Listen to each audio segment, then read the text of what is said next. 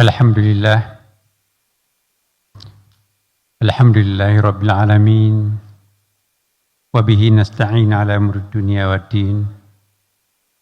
Wassalatu wassalamu ala sayyidina wa habibina Muhammadin sallallahu alaihi wasallam. Amma ba'd. Yang kita hormati Ketua Umum IJMI yang juga sekaligus sebagai anggota Amirul Hajj tahun ini, Profesor Arif Satria. Saya kira semenjak IJMI, baru kali ini IJMI diberikan kesempatan sebagai anggota Amirul Hajj. Dan alhamdulillah ketika kami terima suratnya dalam minggu lalu untuk meminjam aula kita ini untuk digunakan halal bihalal dan sekaligus untuk menyiapkan konsumsinya, saya langsung disposisi, oke, kita terima. Kemudian insya Allah kalau IJMI mau menggunakan tempat ini atau dimanapun ruangan Kementerian Agama, ya sepanjang saya masih menterinya, insya Allah itu kita akan prioritaskan. Karena Kementerian Agama harus berterima kasih terhadap orang-orang IJMI. Banyak sekali pemikir-pemikir IJMI yang kami jadikan semacam preferensi dalam membangun masa depan Kementerian Agama. Yang sama-sama kita muliakan, kita hormati, kita doakan panjang umur orang tua kita, senior kita, guru kita, Profesor Dr. Wardiman Djonegoro,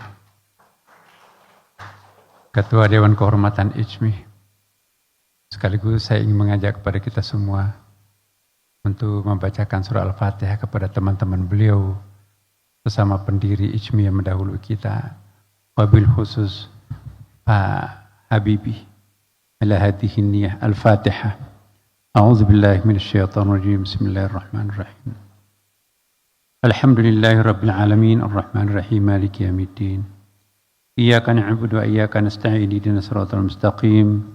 Siratal ladzina an'amta 'alaihim ghairil maghdubi 'alaihim waladdallin. Amin. Hadir juga bersama kita para senior kita di sini, Prof. Jimli Asidiki. Kemudian juga ada rekan-rekan kita di sini, Kabinet Merah Putih, ada beberapa wakil menteri, kemudian juga para pejabat. Di sini banyak pejabat eselon 1 yang hadir dari berbagai kementerian dan para profesor, para guru besar, para aktivis IJMI, baik yang hadir pada malam ini bersama kita di ruangan ini maupun yang melalui Zooming, karena kami juga dapat informasi ternyata teman-teman di luar kita juga mengikuti acara kita di sini. Puji syukur kita panjatkan kehadirat Allah Subhanahu wa Ta'ala sebagai orang Indonesia dan sebagai seorang Muslim Indonesia. Kenapa kita wajib bersyukur sebagai orang Indonesia? Karena di kolom langit ini tidak ada suatu negeri, suatu bangsa yang paling plural seplural Indonesia. Pulaunya lebih dari 15.000. Ya. Kemudian juga bahasanya lebih dari 500, bahkan menurut Profesor Kuncana Indra. Pulau Papua saja itu bahasa lokalnya itu sekitar 500-an. Berarti kalau kita jumlahkan bisa sekitar lebih 1.700-an bahasa lokal sekarang di Indonesia ini, menurut para antropolog. Belum lagi budaya, etnik, agama, kepercayaan, paling plural. Tetapi tidak ada negeri yang serukun Indonesia di kolom bumi ini. Inilah kami ingin kita semuanya mensyukuri nikmat yang luar biasa ini. Kita juga bersyukur karena menjadi seorang Muslim Indonesia. 95% adalah warga Ahlussunnah wal Jamaah. Bandingkan dengan Lebanon, 50% Muslim, 50% Kristen. Dan Islamnya itu juga 50% Syiah dan 50% Sunni. Jadi capek perang antara Sunni dan Syiah, ya, bersatu lagi Syiah dan Sunni perang dengan Kristen. Capek perang antar agama di situ, tiba-tiba ada pengganggu tetangganya Israel, kompak lagi Kristen dan Islam untuk menghadapi Israel. Maka itu Lebanon itu kita lihat kotanya itu babak belur karena perang. Perang internal umat beragama di situ, kemudian juga perang antar agama, dan kemudian perang antar regional setempat. Kita bersyukur Indonesia ini jauh dari pusat konflik. Inilah yang perlu kita syukuri. Kita juga bersyukur karena Indonesia ini ditakdirkan menjadi negara maritim. Maritim yang berbudaya maritim culture. Ya. Kita bukan budaya continental culture. Al-Quran, dan kita juga lihat dalam sejarah,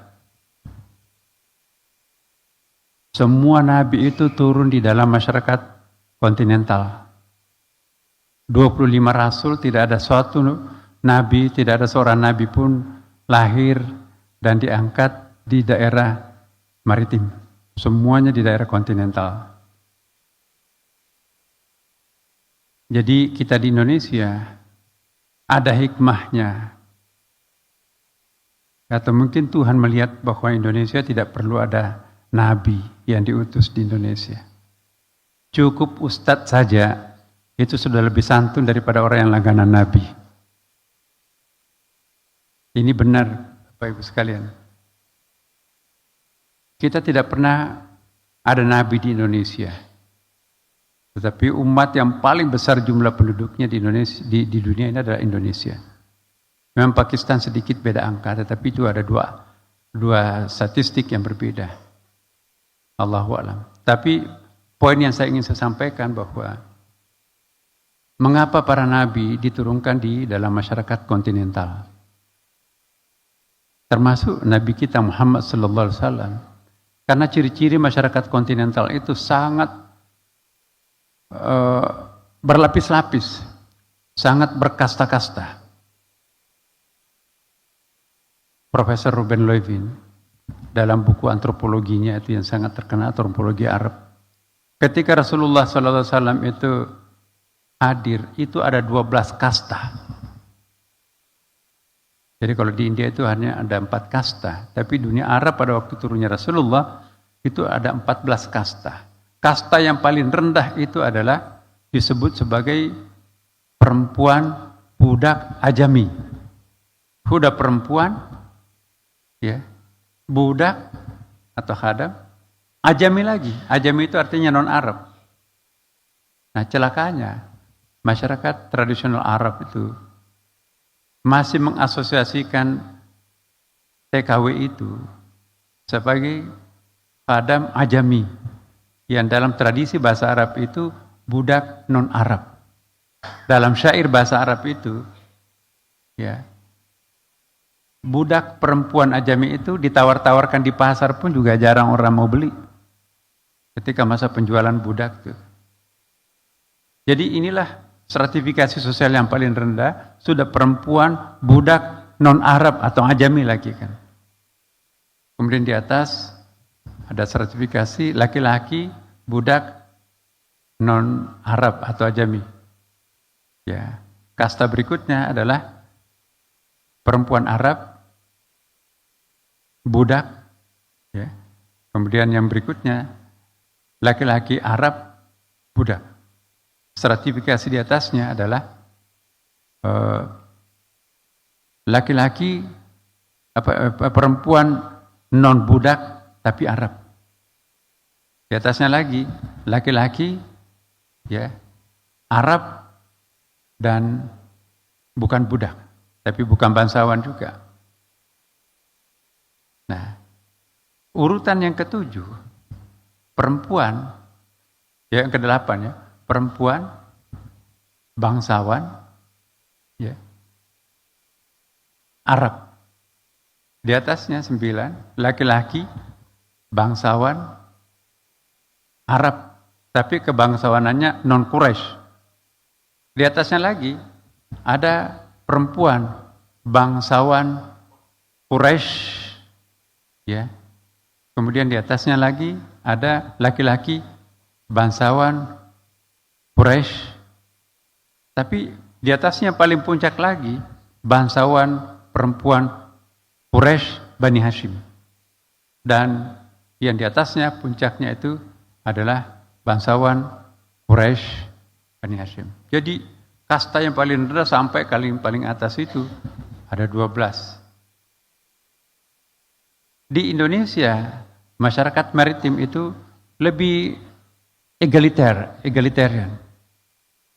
Karena filosofi kita di Indonesia, di mana ada pulau, di situ bebas perahu ditambatkan. Di mana ada air tawar, di situ orang bebas mengambil air tawar. Para nelayan. Kemudian di mana ada api, karena dulu kan membutuhkan api untuk masak, di mana ada perapian, di situ juga bebas untuk mengambil api itu. Jadi masyarakat maritim itu sudah terbiasa dengan bekerja sama, sudah terbiasa ya berkolaborasi dari Sabang sampai Merauke itu ya. Karena itu bangsa Indonesia ini sebetulnya itu luar biasa. Walaupun tidak pernah Nabi menginjakkan kakinya di sini, tetapi secara kuantitatif setiap tahun Saudi Arabia memberikan penghargaan bahwa jamaah haji yang paling santun di seluruh dunia, paling sedikit angka pelanggarannya adalah jamaah haji Indonesia. Padahal 1/5 jamaah haji di seluruh dunia itu adalah dari Indonesia. Saya berkesempatan keliling di beberapa penjara di Saudi Arabia dalam kapasitas sebagai kelompok ahli BNPT. Kita kerjasama dengan BNPT-nya Saudi Arabia. Kami keliling ke beberapa penjara di beberapa daerah Saudi Arabia. Tidak satu pun orang Indonesia saya temukan di penjara-penjara itu. Saya tanya kepada sipirnya, Pak, kenapa saya tidak menemukan orang Indonesia di penjara-penjara Saudi Arabia? Itu yang membuat kami heran, kata sipirnya. Itu Jenderal Bintang 1. Warga negara asing yang paling besar jumlahnya di Saudi Arabia adalah orang Indonesia, itu hampir 2 juta jiwa. Tetapi yang paling sedikit menghuni penjara itu adalah orang Indonesia. Yang banyak itu Pakistan, Mesir, dan di beberapa negara Afrika. Ini satu keajaiban. Jadi banyak sekali negara yang datang ke kita, ke Kementerian Agama ini, untuk belajar bagaimana mengelola jamaah haji sedemikian rapihnya. Dan sekarang ini kita mendapatkan pujian sebelum berlangsungnya pelaksanaan jamaah haji, ibadah haji ini. Dirjen Imigrasi kemarin datang khusus untuk mempelajari bagaimana caranya menata jamaah haji di Indonesia, kok kenapa begitu rapihnya. Yang paling pertama negara melunasi seluruh ONH dibayar-bayar di Saudi Arabia itu adalah Indonesia. Sedangkan negara-negara lain per hari ini masih banyak negara yang belum lunas. Jadi begitu Indonesia bayar itu ketawa ya panitianya di sana itu, karena setoran Indonesia itu kan 1/5 dari jamaah haji Indonesia. Itu berapa triliun kita store di Saudi Arabia. Jadi Bapak Ibu sekalian, kita sangat berbahagia dan bersyukur menjadi orang Indonesia Meskipun kita tidak lahir di sebuah negeri Arab yang di situ banyak nabinya, tetapi di sini alhamdulillah. Saya katakan tadi, walaupun cukup ustadz, tetapi jangan-jangan kita di sini yang patut untuk menjadi khairah ummah. Ya. Yeah. Dalam kesempatan mendampingi Bapak Presiden Prabowo Timur Tengah beberapa waktu yang lalu, saya ikut mendengarkan bagaimana ekspektasi pimpinan-pimpinan negara setempat ya menghendaki Indonesia itu mengambil alih peradaban dunia Islam modern. Jadi sepertinya sulit lagi kita berharap akan lahir sesuatu yang baru dari Timur Tengah dalam konteks geopolitik internasional seperti sekarang ini. Tidak ada negara yang bisa berpikir jernih, orisinal, yang bertetanggaan dengan Israel sekarang ini. Kita lihat Mesir. Mesir sekarang ini tingkat inflasinya sangat-sangat termasuk negara terancam. Sudah di atas ya sekitar 7% dengan pertumbuhan di bawah 0. Nah, kalau kita bandingkan di Indonesia, ya, inflasi kita itu, saya kira kita satu atau dua negara yang paling rendah inflasinya di dunia ini. Dengan tingkat pertumbuhan perekonomian kita ya, kita tidak ada persoalan lain kalau misalnya pemerataan itu nanti kita permasalahkan kan. Tetapi alhamdulillah, Indonesia ini adalah betul-betul diimajinasikan oleh rekan-rekan kita yang bernegara mayoritas muslim di arah sana. Bahkan nasihat dari Raja di Dubai itu ya, di Emirat Arab, sudah saatnya Indonesia itu mengambil alih perguruan tinggi Al-Azhar di Indonesia. Saya terheran-heran. Kenapa? Karena di Mesir sekarang ini terjadi sebuah krisis ekonomi yang sangat mengancam kelangsungan dunia, perkembangan dunia intelektual Mesir. Kita bisa lihat karya-karya buku, terbitan-terbitan terakhir sudah tidak lagi seperti tahun-tahun yang silam, begitu banyak buku-buku yang produktif. Hasil-hasil penelitian yang sangat mendalam. Sekarang dalam sebuah majalah perbukuan, buku-buku advance yang sangat dijadikan rujukan itu sudah tidak lagi seperti mutunya Al-Azhar terdahulu. Jadi mereka minta supaya kita membuka cabang Al-Azhar di Indonesia ya untuk melematkan studi-studi Islam itu. Bahkan sekjennya Ikatan Cendekiawan Muslim Timur Tengah ya dengan tegas mengatakan bahwa sudah saatnya sekarang ini orang-orang Arab Timur Tengah itu belajar Islam ke Indonesia. Dan buku-buku yang berbahasa berbahasa Indonesia itu tentang Islam sudah seharusnya diterjemahkan ke dalam bahasa Arab untuk dipelajari oleh orang-orang Arab. Ini harus dibalik katanya. Jadi karya-karya akademik Indonesia itu dianggap oleh sekjen Ikatan Cendekiawan mereka itu lebih brilian, lebih orisinal daripada karya-karya akademik di Timur Tengah sekarang yang melulu hanya di sekitar hukum-hukum syariah.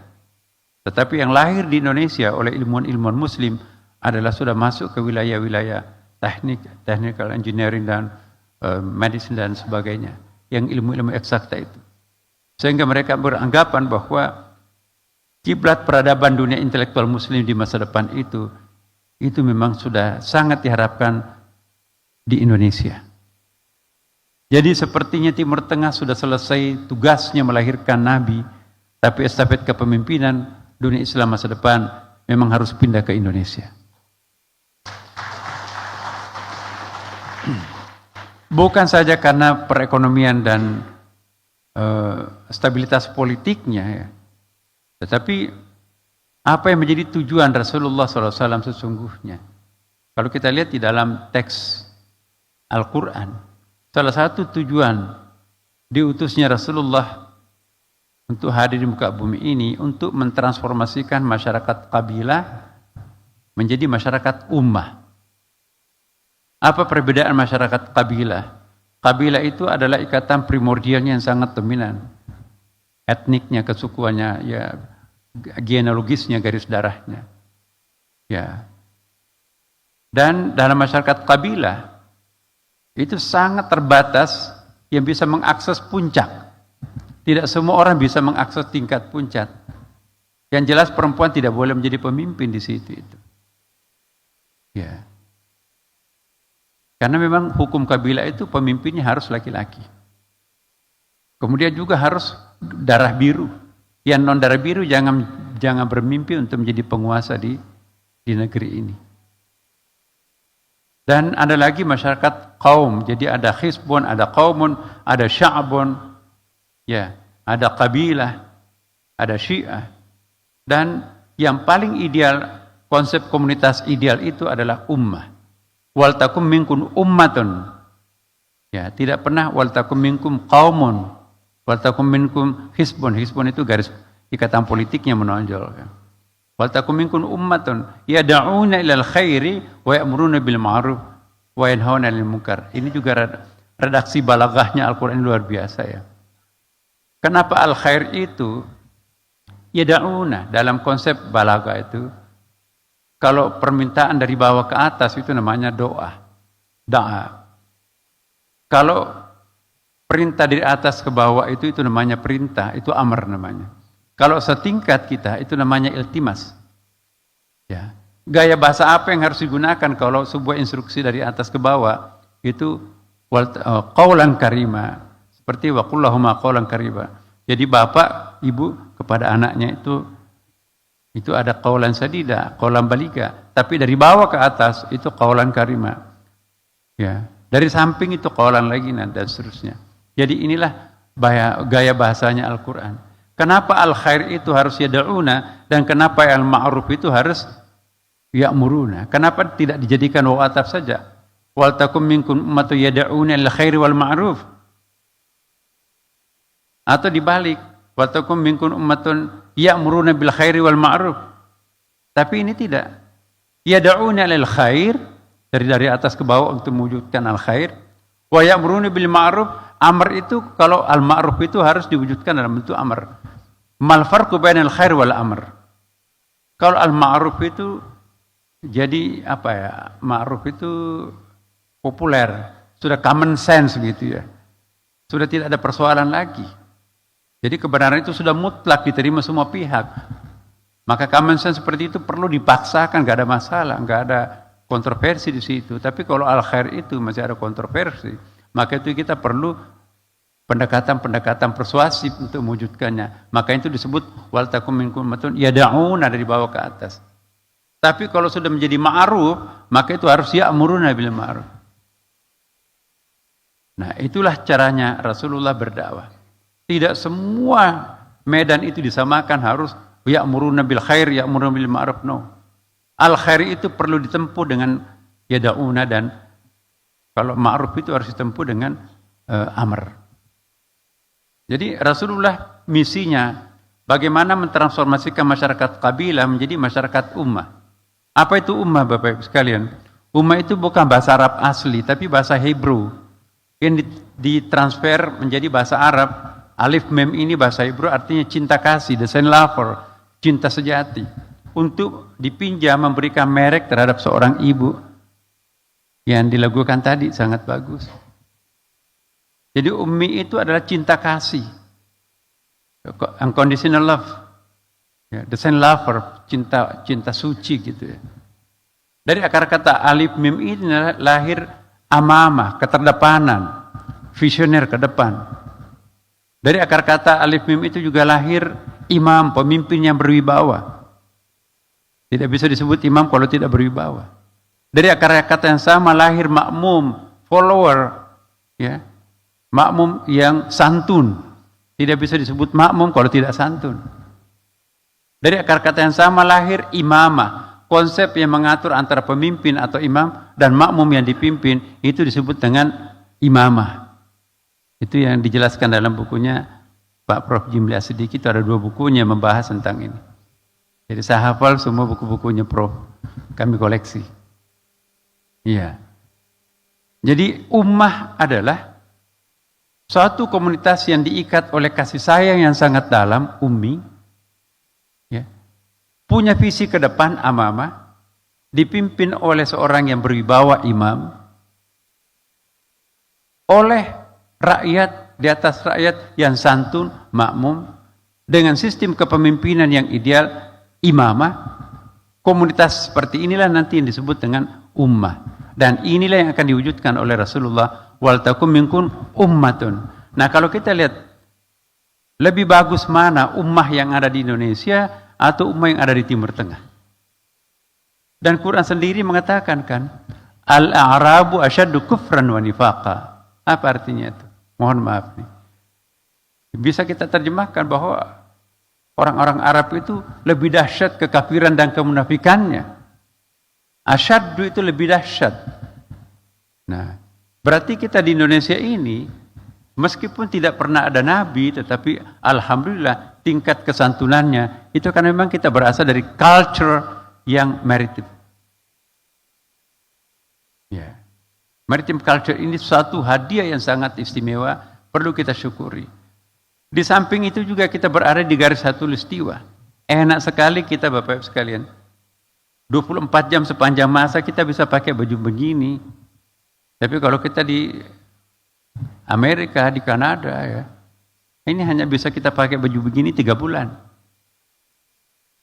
Oh, apalagi daerah-daerah dingin. Saya dulu di Montreal, itu minus di atas 45 pernah.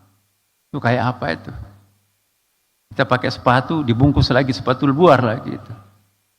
Jadi bayangkan kalau di Indonesia ada cuaca seperti ini, gimana orang-orang yang hidup di bawah jembatan itu.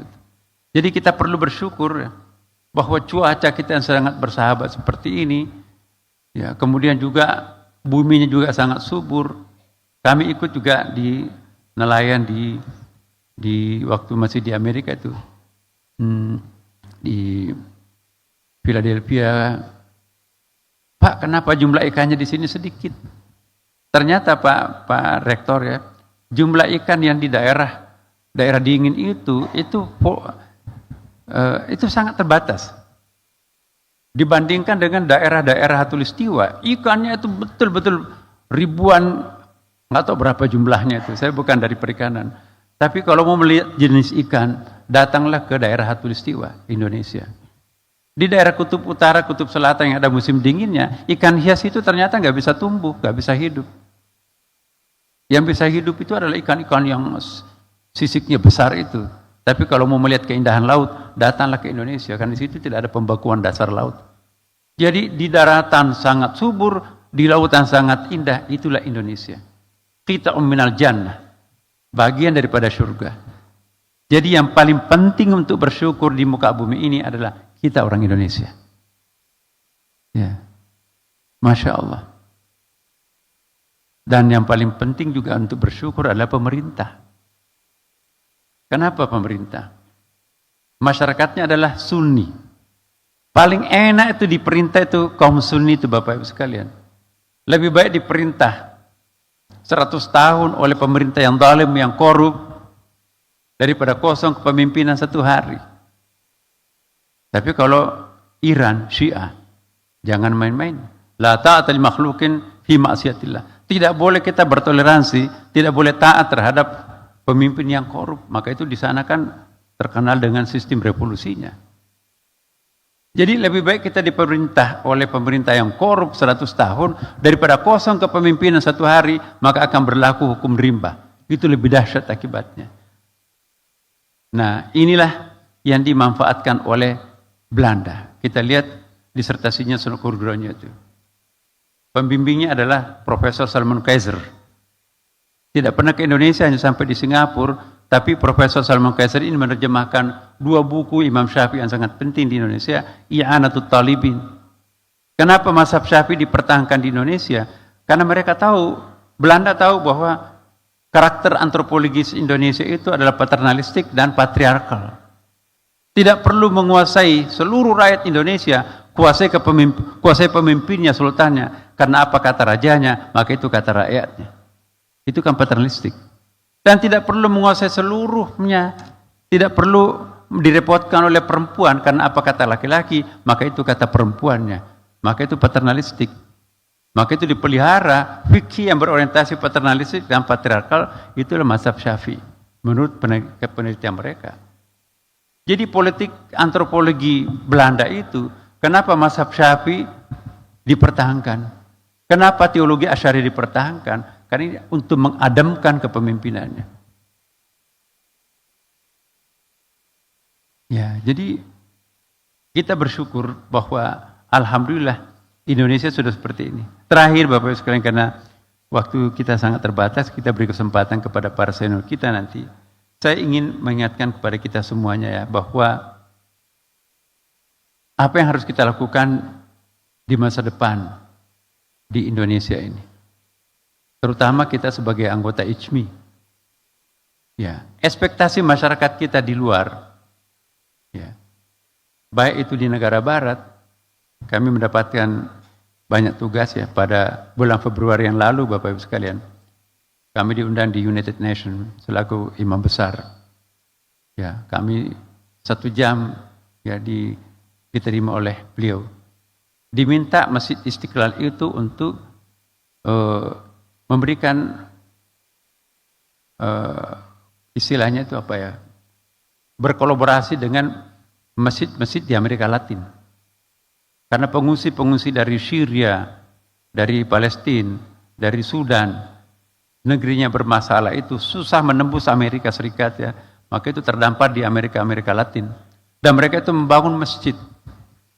Banyak sekali masjid yang dibangun di situ, dan mereka minta supaya Istiqlal itu hadir untuk memberikan pembinaan masjid-masjid di Amerika Latin itu. Mengapa Istiqlal? Karena itu mereka kenal sebagai masjid yang sangat moderat, bisa diterima semua pihak. Nah, jadi dunia barat itu menghendaki supaya model keislaman yang ada di Indonesia itu paling tepat untuk hadir di dalam masyarakat dunia kita sekarang ini. Ya. Pada saat yang bersamaan juga negara-negara Muslim Timur Tengah juga sangat mengekspektasikan Indonesia itu akan tampil sebagai imamul hadara, menjadi pemimpin dari para peradaban-peradaban dunia modern yang akan datang. Nah, jangan kita mengecewakan ekspektasi mereka. Mari kita menghadirkan umat Islam yang toleransi, yang bisa bekerja sama dengan kearifan lokal dan kearifan universal. Dan saya kira memang Indonesia adalah tempatnya jika kita ingin menemukan konsep-konsep seperti itu. Karena itu kami mencoba di Kementerian Agama ini dan mohon dukungan ICMI. Kami mengisukan 2 isu yang sangat penting, tapi belum banyak orang yang paham. Kami ingin memperkenalkan apa yang kami sebut dengan sebuah konsep teologi baru yang saya istilahkan dengan ekoteologi. Teologi yang kita anut selama ini terlalu over maskulin, sehingga power struggle-nya menonjol. Jadi pola keberagamaan kita itu terlalu jantan, terlalu maskulin, sehingga tidak temukan lagi suasana femininity di dalam masyarakat kita. Begitu melihat pohon yang besar, ini kalau ditebang ini berapa dolar, ini kalau digergaji dikirim ke Amerika. Tidak pernah menghitung berapa juta serangga dan burung-burung yang bersarang hidup beranak pinak di situ. Begitu melihat tamparan rawa-rawa, ini kalau ditimbun berapa kapling, harganya berapa. Jadi di kepalanya ada uang, ada rupiah, ada dolar. Jadi strugglingnya, penaklukannya yang menonjol.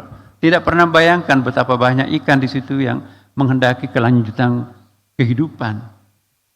Ya. Begitu melihat tamparan, ini kalau kita bakar ini, berapa ribu kelapa sawit bisa tumbuh tanpa pernah memperhitungkan ekosistemnya.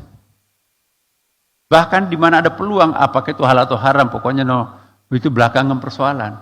Berarti kita berteologi itu terlalu over maskulin. Padahal Tuhan kita itu lebih menonjol sebagai the mother of God daripada the father of God. Prophet kita, Nabi kita itu lebih menonjol sebagai feminine prophet daripada masculine prophet. Kitab suci kita itu pun juga sangat feminin. Tapi kenapa umatnya itu over maskulin? Berarti ada yang salah dalam mengimplementasikan konsep teologi kita di situ. Nah, ini perlu perubahan cara berpikir. Kita ingat apa yang disebutkan oleh Max Weber, tidak mungkin kita merubah sistem perilaku masyarakat, merubah etos tanpa merubah sistem logos dalam masyarakat itu. Tidak mungkin merubah sistem logos tanpa merubah sistem teologi. Jadi ada mitos, ada logos, dan ada etos. Ini enggak simetris nih. Mitos kita, mitos dalam arti keyakinan ya, bukan mitos bahasa Indonesia. Mitos bahasa Indonesia itu negatif connotation. Jadi mit kepercayaan kita itu seperti apa? Nah ini tidak konsisten kita dengan apa yang menjadi logos di atas.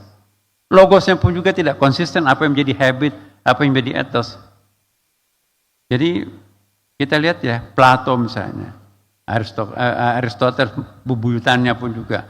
Itu tetap, walaupun berbeda pendapat, tetapi mereka itu sepakat bahwa konsistensi dalam epistemologi, ontologi, dan aksiologi itu harus ada. Nah kita apa kata mitosnya lain? Apa yang diwujudkan dalam bentuk logos juga lain. Apa yang terimplementasi menjadi etos juga lain. Jadi etosnya itu rujukannya apa? Logosnya itu rujukannya apa? Jadi ini putus-putus nih. Maka itu mungkin sudah saatnya kita membangun semacam sistem teologi yang berkeindonesiaan sekarang ini. Bagaimana mensimetriskan kembali mitos, logos, dan etos sehingga tercipta suatu peradaban yang sangat komprehensif. Maka cara untuk memulainya kami juga memperkenalkan dengan kurikulum cinta. Kami menyisir kurikulum pendidikan agama apapun, Katolik, Protestan, Hindu, Buddha, Konghucu, dan Islam. Jangan sampai kita tidak sadar mengajarkan pelajaran agama, tidak sadar kita mengajarkan kebencian terhadap agama lain. Apa jadinya masyarakat plural seperti ini kalau sejak dini kita cekokin anak-anak kita itu sebuah perbedaan, sebuah kebencian satu sama lain? Maka itu kurikulum cinta adalah jawabannya. Dan inilah kami mohonkan bantuan pemikiran dari Bapak-bapak, Ibu-ibu, dan para pengurus aktivis ICMI. Mari kita menerjemahkan gagasan besar ini. Kalau ini bisa terwujud, maka insya Allah betul-betul kita akan menjadi sumber inspirasi untuk peradaban masyarakat. Bukan saja dunia Islam, tapi untuk peradaban manusia ke depan. Ya, maka itu saya mengusulkan kepada teman-teman kami kemarin di Kementerian Agama, sudah saatnya kita pindah trilogi kerukunan. Jilid pertama kita harus naik ke jilid kedua. Jilid pertama adalah kerukunan internal umat beragama, dan antara umat beragama dengan agama yang lain, dan yang umat beragama dengan pemerintah. Itu trilogi. Tapi trilogi yang kita jadikan jilid dua ini adalah kerukunan antar umat manusia, apapun agamanya, apapun etiknya, dan kerukunan antara manusia dengan alam semesta. Dan setelah itu antara kerukunan antara alam semesta, manusia, dan Allah Subhanahu wa taala, Tuhan yang Maha Kuasa. Kalau trilogi jilid 2 ini bisa dibangun, maka kita akan menunda dunia ini kiamat. Semoga ada manfaatnya. Wassalamualaikum warahmatullahi wabarakatuh.